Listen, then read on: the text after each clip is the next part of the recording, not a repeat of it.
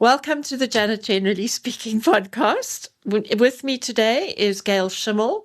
Gail is an author, a co-author, and her real job is CEO of the Advertising Regulatory Board.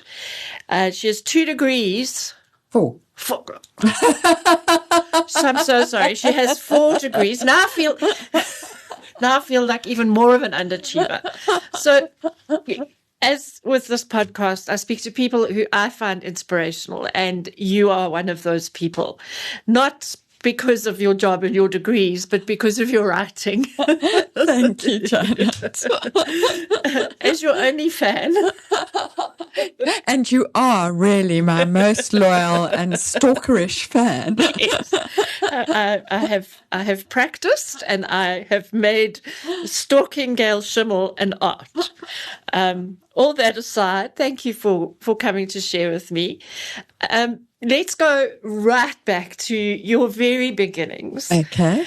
Did you always know that you were a writer?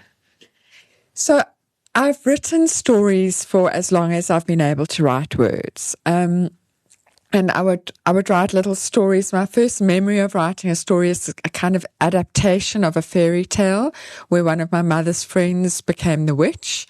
And I'd write these stories, but I didn't really think of it as a career. And then insofar as I did, so my father was an artist.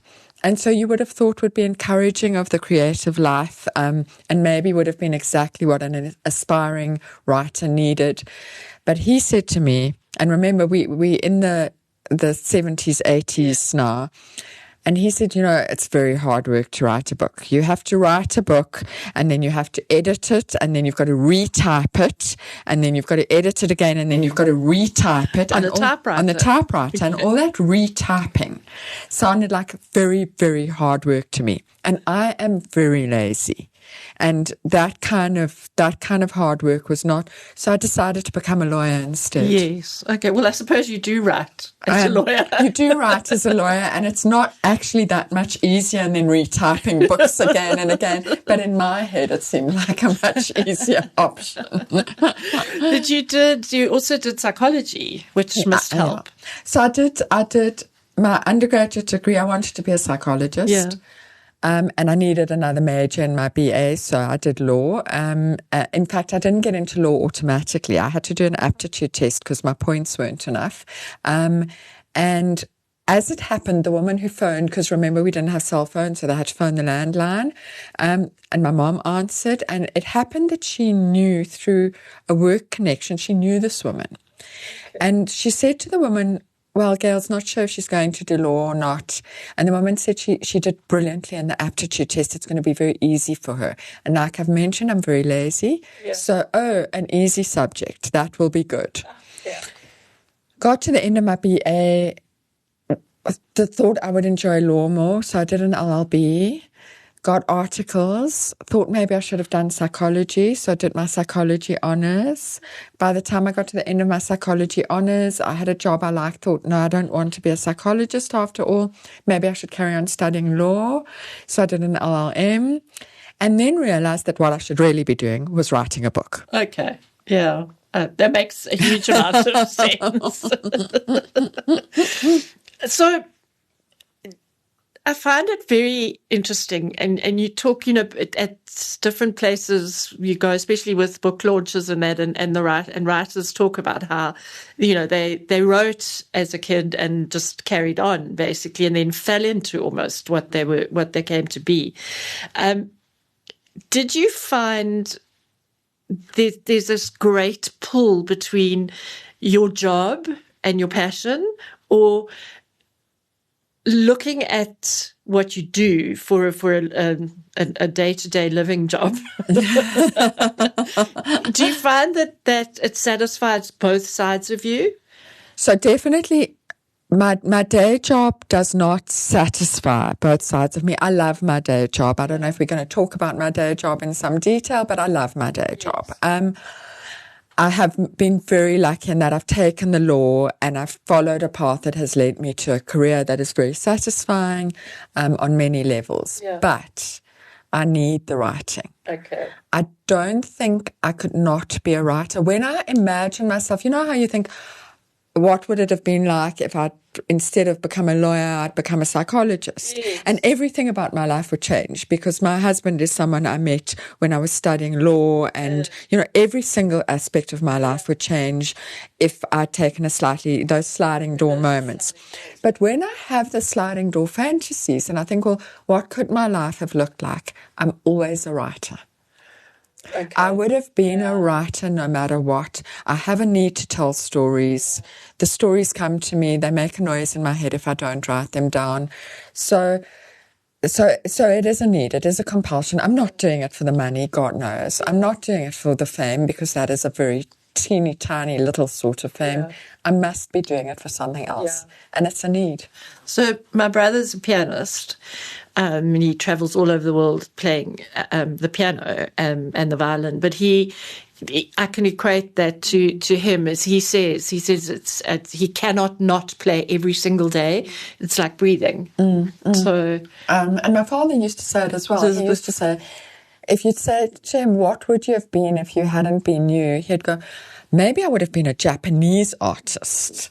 Like, no, you would never have been a Japanese artist. You're a Dutch person. Like, but he couldn't imagine a life where he wasn't an artist. Yes. Yeah. So all the dreams were that. Yeah. Okay. So most often I'm talking to an entrepreneur who is an overachiever and all of that. What brought you to, because you've been with the ARB for quite some time, through various iterations, I think. So what brought you there? Okay. So I studied law. I did my articles, and then I lectured for a few years. Okay. And when I left lecturing, I went back into law practice, and I went to a small firm, and the decision to go back into practice hadn't been, it was more a push from the job I'd been in that I needed to leave for various reasons rather than a pull, and I wasn't really sure about going into practice. And I struggled a bit to find a job, but I found a job. And then we went for dinner at a friend's house, and her husband said he worked for the ASA, as it was then, the Advertising Standards Authority. And he said, what a pity you found a job, because we're looking for someone with exactly your skills. And I was like, whoa, I'm not committed to where I am. Like, actually happy to relook at this. And I went for an interview and I got a job at the ASA. Okay. And it really just was for me. It is. So the ASA, as it was then, the Advertising Regulatory Board as we are now, is the body that considers complaints against advertising. Yes. And it's that meeting of legal and creative. And as it turns out, I'm quite bossy, so I like decision making, that kind of thing. So it is a job that I love. I'm interested in advertising. I like watching advertising. And I'm very passionate about the survival of self-regulation of advertising in South Africa, which is where an almost entrepreneurial thing comes in, because when the ASA went into liquidation, so when it went into business rescue, there was mismanagement, it went into business rescue, and I actually went to the business rescue practitioners and I said, I am the person who can save this. Yeah. You need to hire me. And I believe now, I think they were like, she's not going to do anything, but let's do this because then we can blame it on her. I really believe that's what happened. And I almost rescued it. Okay. But I didn't quite. Something went wrong in the settlement negotiations with the creditors. The ASA went into liquidation, and I helped the industry start a new body within a month. Yeah. We had a new body up and running. We decided saving the ASA wasn't really the point. Saving self-regulation for South Africa was the point. Okay. So what did you learn from rejigging and restarting a business, which is basically what you did? And which is to me quite an extraordinary thing, that because I am not a business person in my own mind, but as it turns out, maybe I am. I learned so much. It was a massive, massive, massive learning curve. And I think the thing I learned most is having a belief in kind of your most audacious ideas. That ability to say, I believe this thing is going to work. It's a crazy idea, but I'm going to go out there, and I'm very shy. And I know that that's not something that shows easily, but I'm very introverted and very shy. For me to go and speak to strangers is not easy. And I had to do a lot of that, and a lot of kind of going out there with my idea, this is what I'm asking you to do, and you need to do it for me, and you need to give my organization money, and just having that belief in what I believed in, and making other people see my vision. Yeah. Which I have done. You have. Well, yeah, and I was going to say, because, you don't have a business background per se, but I think that maybe there is an entrepreneurial spirit there, because you're able to do that, and then also manage your passion for writing. I mean, that's not just writing. I mean, you've got to manage selling it and getting it published and all the rest of it. Well, I'm lucky because I'm traditionally published. So I don't have to manage selling it. I don't have to, again, we come back to my laziness. And I must say that when I say I'm lazy, I have come to regard it as a superpower. Lazy people do things the most efficient way, because we are not going to do things twice. Because we are far too lazy to do things twice. So when I write a draft of a novel, it's quite a clean draft of a novel. I'm not going to go and put it aside and write it again like some of those overachieving 10 draft people do. Like, I'm not going to do that. As your father said, you've got to retype it and retype it. I'm not going to retype anything. So, I mean, I edit, but I don't redo. And now I've lost track of the entrepreneurial thing and the balancing thing. I mean, I do think I'm a big haver of ideas. I'm not great at seeing the idea through, but with the ARB, I had the backing of an industry behind me to see my idea through and to make me make it happen. So I think I've lost track of your question in there somewhere. That's fine. It happens. And what habits, because you will have had to, even as a lazy person, you will have had to develop habits for both jobs, so to speak. What do you find on the one hand, so with your job at the ARB versus being a writer, do you have similar habits for each because you are the individual doing them, or do you find that you have had to implement different habits? No, it's the same habits, I think, and it's the same mindset. So I regard writing, and listen, I'm saying this in a week where I have not lived this, but I regard writing as it's part of the things I want to achieve in a day. Yeah. You have a finite amount of time in a day. You've got to be organized about it. I'm a big diary person, and it's an old-fashioned diary. I have my electronic diary as well, but I'm very particular about this. On the left-hand side is the week. Yeah. On the right-hand side is a blank page. I write my to-do list on the right-hand side. The to-do list will include how many, like a word aim for the week. I do my tasks. I tick them off. You have to be organized to get a lot done. You do. You have to plan your day. I also quite like micro-planning my day. So sitting down in the morning and going, okay, from my to-do list, what are the tasks that have to be done today? Again, I'm saying this in a week where I haven't done this at all. And we have spent a lot of time like farting around achieving nothing. But anyway, in theory, here's what I have to do today. From 10 to 11, I'm doing this. From 11 to 12, I'm doing this.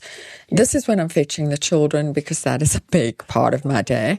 And this is how I'm going to achieve everything in the day. And the writing is just another task. There is no muse. Don't wait for the muse to appear. The muse is dead.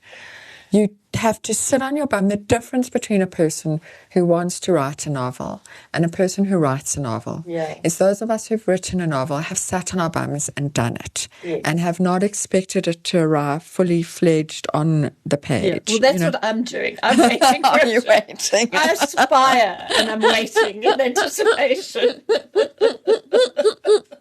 I'm going to break it to you. It arrives slowly, 500 words at a time in my case. Yeah. one day at a time, and that's the only way it happens. So it's like any other thing that you achieve, whether it's a degree, whether it's getting through your emails, you sit down and you do it. Yes, yeah, you do.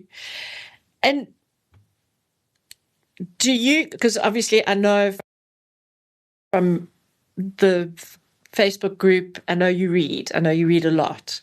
Do you read business books as well? No. Not at all. But funny you ask me this, because I had a chat with a friend of mine who is a well-known businessman and thought leader and just an incredible person, Alistair McQueen, yesterday. And Alistair has written a book about self-mastery, a businessy book. And as I was talking to him, and listen, you think I've achieved anything. I've achieved nothing. And I was like, I need to read his book. I need to find out how to be him. So I may be reading a business book very, very soon. I listen to podcasts. I love podcasts. And I do listen to some slightly businessy, but they've got to have a story. So I try every now and then to make myself be a bit more of a serious person, but that often fails.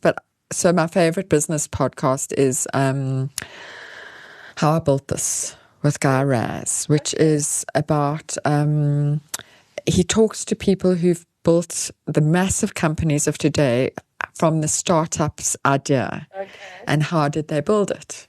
And it is amazing. And I come out of it going, I need to build a business. Yes. Wait, I don't have an idea. So before we get on to the more personal, not that we haven't delved into the personal already. Oh, we're getting more personal. Okay. What advice would you give to other women and young women leaving school, going into university and then on to the business world? That's the first one. And secondly, what advice would you give to aspiring writers, apart from just sit down and get it out? Okay. I think, first of all, that you spend a lot of time at work. So it has to be something you're passionate about. It has to be something that gives you pleasure in some way. You know, when I used to do a lot of interviewing of people for jobs, young women would often you'd go, what do you want to achieve? I want to be a CEO. You know, that's nice. Of what? Yeah. No, I just want to be a CEO. That's not a career aspiration.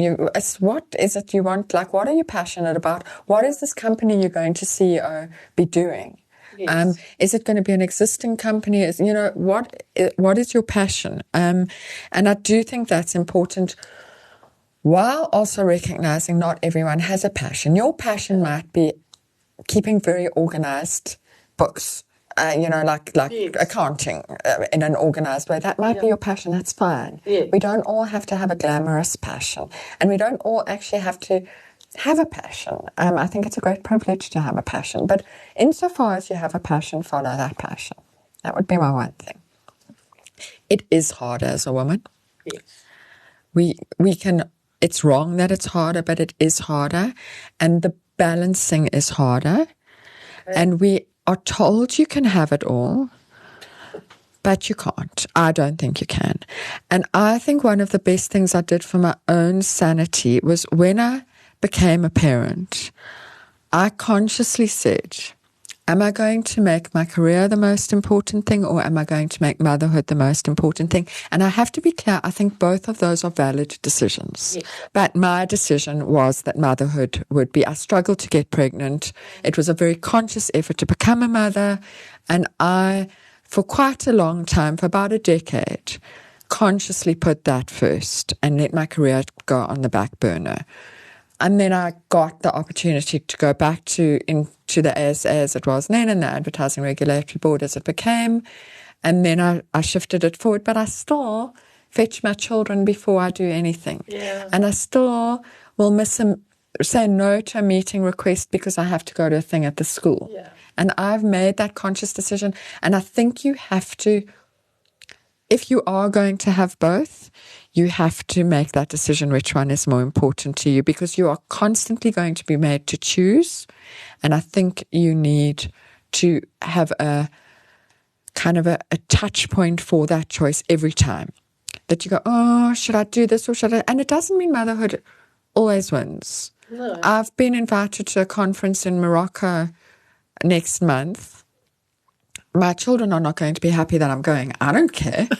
I'm going to Morocco. Goodbye and good luck. Your father will look after you. Thank you very much. Perfectly capable. Yeah. So it doesn't mean never putting yourself first, or never putting your career first, but knowing what your core value is around that, I think, is important for a woman working. Yeah, I agree. And then for an aspiring writer, Janet, it's not more complicated. The advice is sit on your bum and write. Yeah. Realistic goals. So when you sit down to write your first novel, do not try and write the greatest book ever written. Yeah. It's very, very overwhelming to try and write the greatest book ever written. I always say, you know, when you read a book and you finish it and you go, I could have done better. Write that book. Yeah, Write that book that's a little bit better than the worst book you ever wrote. Maybe that first book you write is not the first book you're going to publish. Yeah. Maybe that's going to be your learning curve. I've got a book that will never be published because it was that first book I wrote. It was a learning curve. I then knew I could do it. And then when I had a really good idea, I knew I could do it. Yes. So realistic aims with what you write, and then realistic aims, if you have time in your day for 200 words a day, then write 200 words a day. Anybody can write 200 words a day. Yeah, I was going to say, that's not very much. Anybody can write It's not even a press a day. release. I try to do 500 words a day, which also is not that much, really, especially because I'm writing fit, so I do it very quickly when I get to it. I'm not good about following my own advice. I have to keep reminding myself. I have to keep coming back to that advice. But that's all it takes. Yeah. When you just got to find your story. You've just got to find your story. But also, I think if you really are an aspiring writer, chances are you've had a lot of ideas. You've just got to sit down and write them. Let them out. What inspires you? So, in the bigger picture, reading other people's stories, watching TV, other people's stories. In the smaller picture, where do I get my ideas from? It's the what if. Okay. So I look around the world in quite a dark way, as it turns out. Well, it brings us to the suburban noir that they've classified you as a genre and what you write. Yeah, I did it the other day. We've just had a lovely, lovely holiday. And as part of it, we were on a very small aeroplane. So it was my husband and his one brother. He has two brothers. There are three of them. It was my husband, his brother, and then both our whole families on the small airplane. I have no fear of flying. So when this thought came to me, it didn't come to me in a bad way. Okay. But I thought it would be really bad for the other brother if we all died on this flight. Like, it would be so horrible for him. Shame. And now, because I'm not really scared about it and I'm not really worried, I'm just interested in my thoughts. I say it to my husband, who's petrified of flying. It's like, what is wrong with you? Yes, exactly. How to terrify your husband. If you were going to have breakfast, which is key, I think it's very different to having lunch with somebody. Who would you have that breakfast with? I don't know. This is a terrible question. I'm now regretting the part where I said to you, no, don't worry, you don't have to tell me questions before. I can answer anything on the fly. You've got to narrow it down. Is it a writer that I'm having breakfast with? Can I have breakfast with my dead mommy? I'd like that. Can I have breakfast? I'd have breakfast with my dead mommy. I mean, many people, I like having breakfast with people. I often do have breakfast. I find it's a time I can fit people into the day. And it's also, for me, it's the best meal of the day. I like breakfast, but it's also a time-limited thing. You know, no one's expecting you to stay drinking a glass of wine all afternoon. Everyone knows you've got to get on with your day now, so you can have breakfast and get on with things. Yes. So maybe I wouldn't want like a huge hero, because they might want to spend all day with. can I come back to it? I don't know who to have breakfast with. You've thrown me. Okay, then let's go in a different direction. What do you do for fun? This is so sad. I write for fun and I read for fun, and it's all about the story for me. I love traveling, but there's a limit to how much you can travel, and also it's exhausting, and also I love being at home. I walk my dogs. I love walking my dogs. I love my garden, but let me not pretend that I garden in it. I point and go, I think we should plant the primulas over there. Well, at least you know what it's called. Yes, I do. I do know what they're called. And so I cook. I do not love the day-to-day cooking that goes into keeping people alive, but I think anybody does. But I love cooking for people. I really, really I love cooking for an appreciative audience, not one teenager who doesn't eat vegetables and another teenager who doesn't eat anything, and a husband who goes mince again. Yeah, that's what happens with everyday cooking. It kind of rolls around every week. But yeah, so those are my. When the tough gets going, what do you do? Do you get going, or how are you? So I really love to believe. This is actually an interesting question that, I think we all love to believe that we are the person who pulls it all together and who would be strong in the face of adversity. And I really want to believe that about myself. I am a coper. That is one of my defining things. I am a coper. I do cope with things, but actually, history tells me that I'm not actually that great in the face of a real crisis, like a real personal crisis. So, for example, I went into early labor with my first baby, and I had to spend a month in hospital on a drip, not having a baby. In my imagination, I am the sort of person who would firstly have written a whole book in that time. I would have got dressed every day and possibly put makeup on every day. I certainly would have washed my hair every day. I would have coped with a capital C. No, not so much. Not so much. I read and I sulked and I did not get dressed and I probably smelt a bit iffy. Really, I did not rise to the occasion. And I'm worried that that's my real personality. But I agree with you. I think we all have delusions of coping grandeur when the tough gets going. Although I think the whole world had to face who they were during COVID. Well, that's the thing. I wasn't great. Yeah. I wrote a lot during COVID. Yeah. I did write a lot, and I did get dressed every day. Having learned from the being in hospital with Thomas experience, I now knew I had to get dressed every day. Yeah, and then they told us on the internet that we had to get dressed every day. We had to make our bed. I'm not great at following instructions from certain sources, so I don't know that would have inspired me. But at the same time, I wasn't one of those people who had cocktails with my friends on Zoom and joined a Zoom book club and I self-actualized. I didn't do that. I fell apart a little bit. But I wrote a great deal, so I can be part of that, yeah. How do you see failure? As in what is failure to me? Yeah, I constantly feel like a failure. Okay. I constantly think I should be achieving more. I'm quite bad about holding myself up to too high a standard. Like at the end of the day, I'm like, what did I achieve today? Yeah. Which is just really not a very healthy way to go about things. But I'm also quite kind to myself. Like, if I wrote my words and I walked my dogs and I fed my family and I did my job, then I'm quite happy with myself. I suppose for me the biggest failure would be a friend of mine once said she doesn't want to die with her music still locked inside her.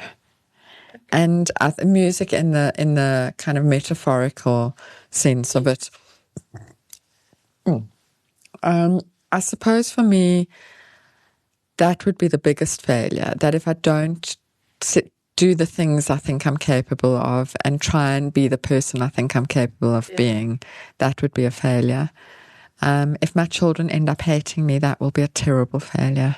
But they will. I mean, they will, obviously. I mean, they're teenagers. They currently do hate me.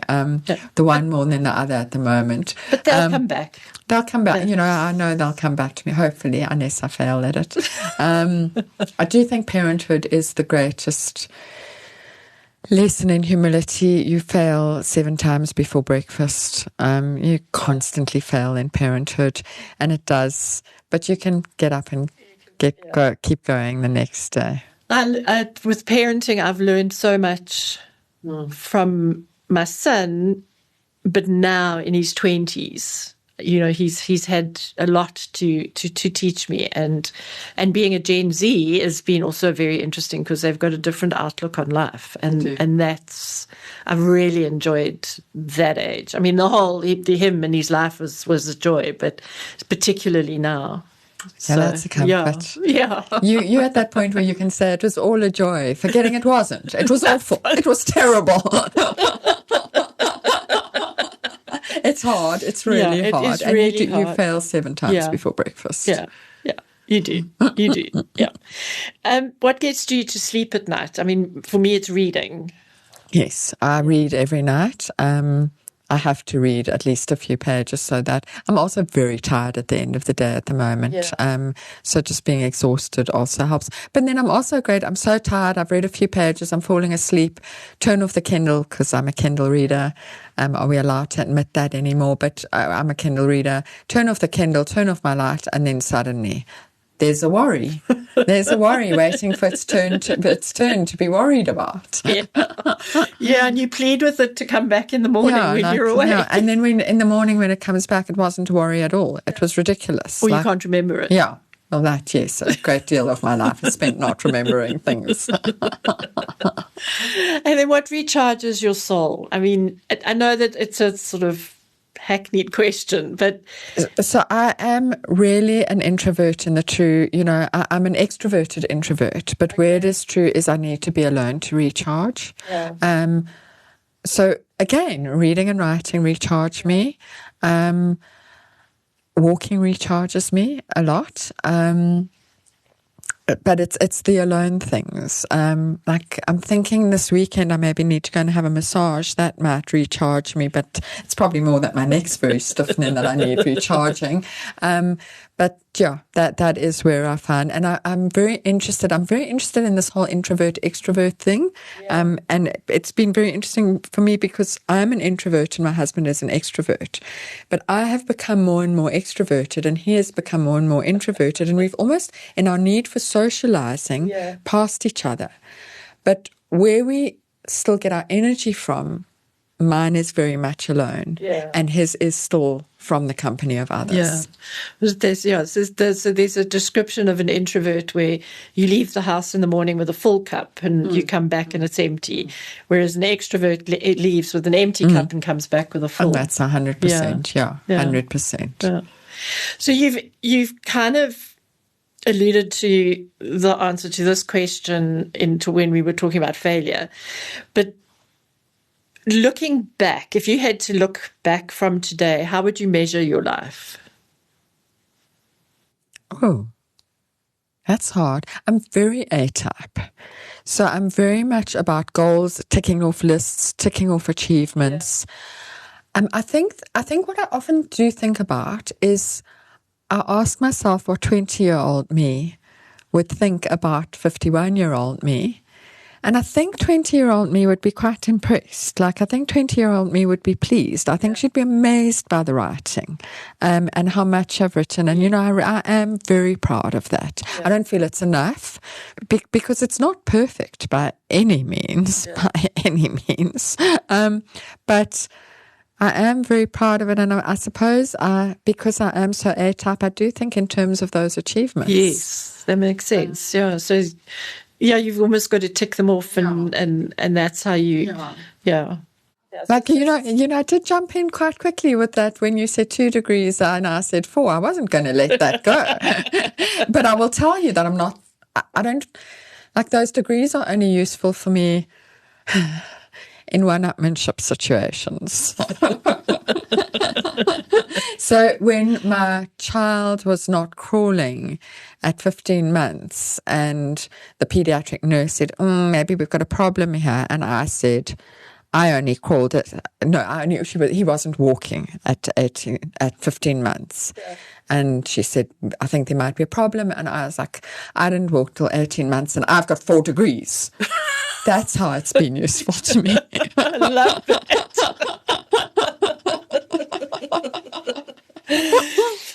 So I've got some quick fire questions. Okay. So I'm going to go through them quickly. And you just give me a single I'm going answer. to regret that not preparing thing again. Hey, yes. Yeah, but you wouldn't have got these. Okay, sure. So star sign. Capricorn. Chocolate or chips? Oh, God, hard. Oh.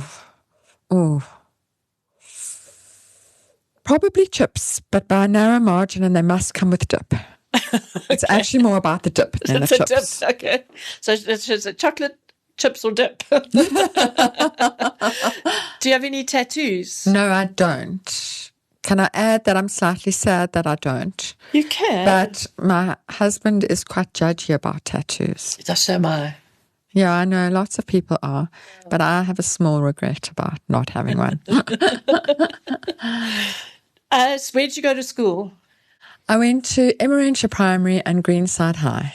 Okay. Nice, good government schools, ordinary education for the ordinary person. My children are now at fancy private schools, and sometimes I find that a bit embarrassing. Both ways. I'm embarrassed by my own education and by their education. Tea or coffee? Tea. Cook or eat out? Oh, you're going to give me a headache with these questions. Cook. Best part of your day?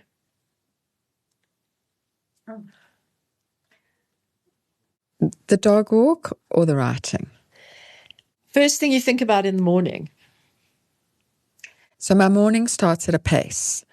So I have to go, get up to myself to get up. No, I scroll first. Okay. I pick up my phone like a proper addict. I reach blindly for my phone, and proper blindly because I am a bit blind. And I reach for my phone, and then I see the messages in the night and that, and I will watch a meaningless Facebook video or something. Then I'll go, get up. And then I've got to get the children up for school. Okay. And that's exhausting. Okay. Yeah. This one, I don't know. Creative morning or night? Morning. Okay. Hands down. Okay, so do you write in the morning if you need to? I try to write. I try to make it the first thing in the day. I fail most days to do that, but I'm definitely at my best in the morning. Favorite writer? That one's the hard one. I do not have a favorite writer. I have a long list of favorite writers who it's a bit of an unfair question. Yes, I can't do it. What makes you nervous? A lot. I'm a very anxious person, but I'm mostly anxious about physical things. So like I can speak to a room with 10,000 people and I will have no nerves at all. The other thing I'm not nervous about, like flying or spiders, a lot of typical things that scare people don't scare me. Ask me to balance on something, I will be petrified. I have no confidence in my own body as a secure. Like, I don't like walking on a wobbly path. That makes me nervous. And I also am quite socially anxious, so I can talk to the big room of people. Yes. But the small talk at the cocktail party afterwards, I want to die. Yeah. So please, if you see me standing in a corner at a cocktail party, come and speak to me. I will do. Favorite getaway? Okay. We go every year. We have timeshare at Sabi River Bungalows. We have 2 weeks because we love it so much. And that if we miss that in a year because we've got a fancier holiday, we miss it terribly. Terribly. Yeah, I need the bush. I need to go back to the bush. That's talking about just sort of satisfying your soul. Yeah. How do you feel about social media? I mean, how do any of us feel about social media? So I'm addicted. Like, I was a late adapter. I thought Facebook was. I was so anti-Facebook. Like, Gail of 20 years ago would have given you 100 reasons that Facebook was terrible. Yes. Like, I was proper old-fashioned about it. And then suddenly I think I had a personality change completely, because now I'm quite interested when there's a new platform and like willing to engage with it more. I loved Twitter as it was. That was my favorite.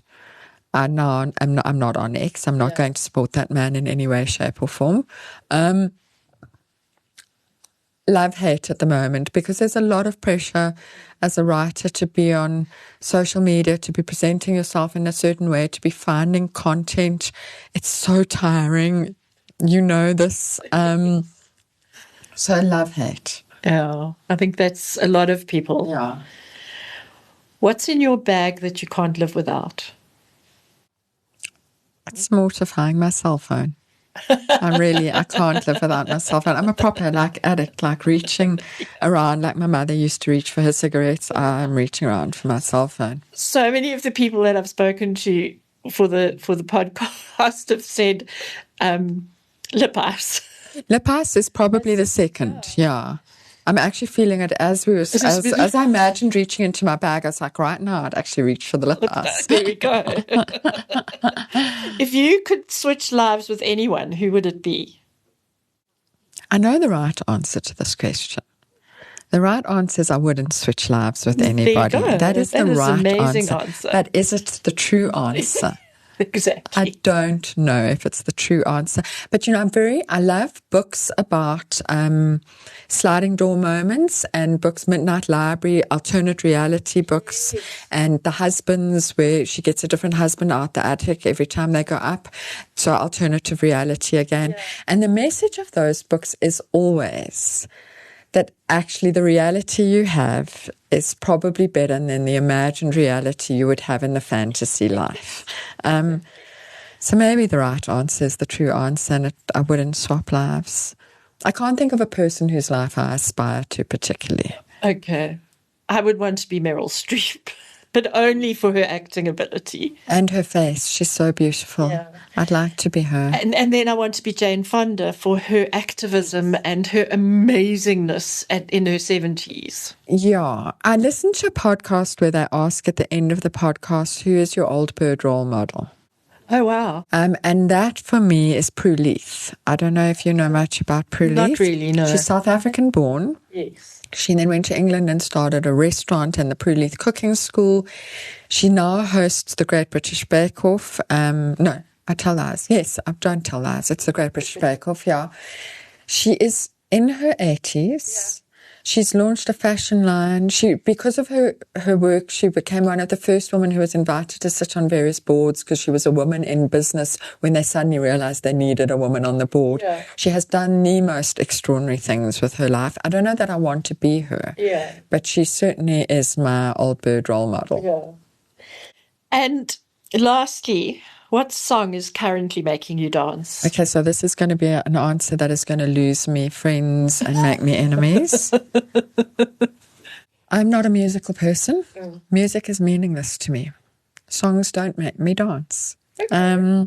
If I've heard it many, many, many times, I might start, I'm not entirely, my soul isn't entirely dead, but I will never I don't have a playlist. Okay. I don't have a Spotify account. You know that scam where they send you emails saying your Spotify account is going to be cancelled if you don't pay this? You're not going to get me with that, buddy. I don't care. Yeah, primarily because I don't have one. So now the music I listen to the most is my teenage daughter putting on her playlist in the car. Yeah. And she listens to a genre that she hates that I call sad girl music. Okay. So probably the music I'm recognizing best is sad girl music. Thank you so much for being here and sharing with me. Thank you so much for having me. That was fun.